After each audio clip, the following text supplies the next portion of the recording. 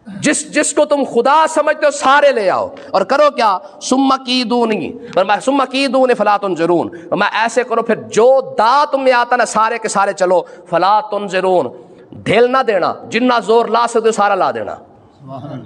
کیسی بات ہے، یہ قرآن کا انداز ہے، ٹھیک ہے نا جی۔ قرآن پوری تڑی لگاتا ہے، ہم نے کبھی کوئی قرآن پڑھا نہیں ہے، سنا نہیں ہے، سمجھا نہیں ہے، ٹھیک ہے جی، ہمارے ٹی وی پر بیٹھ کے نہیں اسلام تو جناب بالکل ہولا ہولا ہاتھ رکھتا ہے، اسلام ٹھوک کے رکھتا ہے، سمجھے کہ نہیں ہے، اسلام ہولا ہاتھ نہیں رکھتا، ٹھیک ہے۔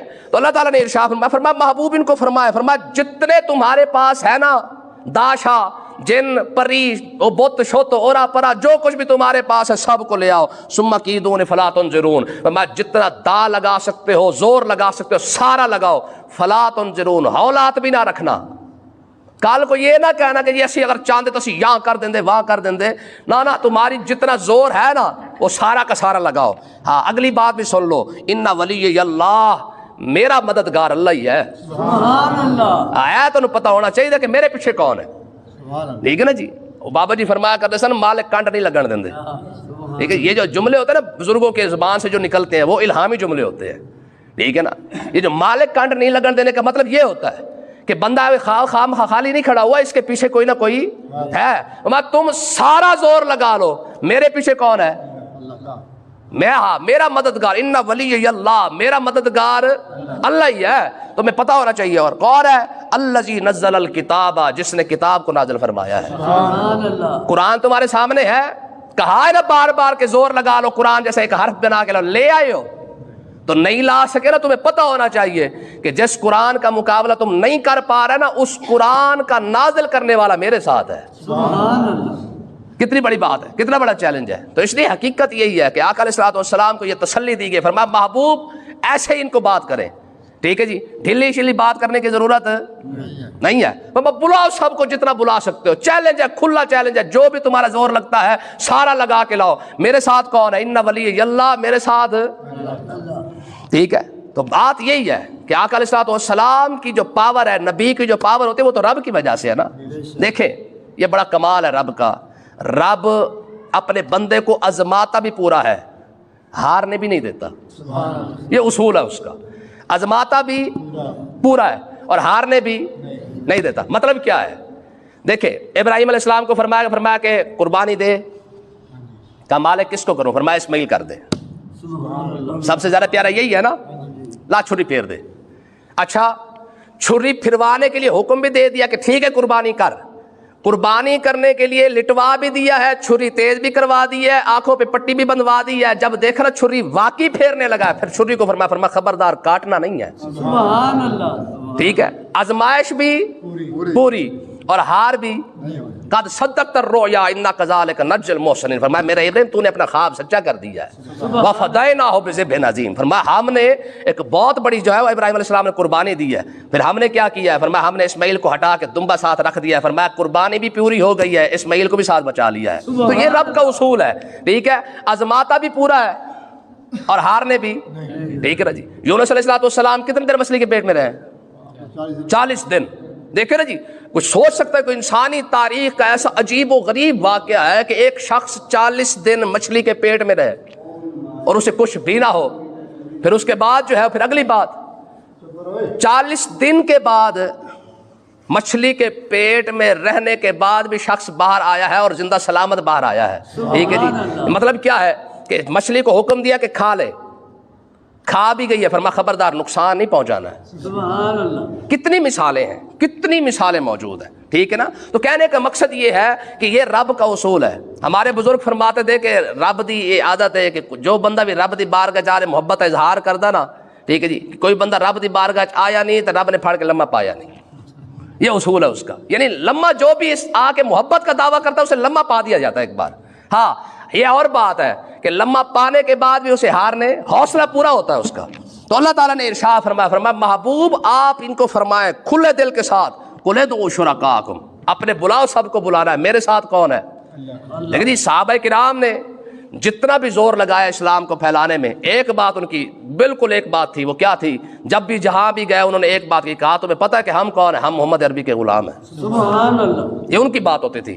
حضرت سفینہ یہ صحابی رسول ہے، یہ راستہ بھول گئے ایک جنگ کے اندر، لشکر آگے چلا گیا، یہ کسی جنگل کے اندر راستہ بھول گئے، سامنے ان کے شیر آ گیا، ٹھیک ہے نا. جب ان کے سامنے شیر آیا نا تو شیر آنے کے بعد ظاہر ہے اب کسی کے سامنے پہ شیر آ جائے تو ہوا تو خراب ہو ہی جاتی ہے.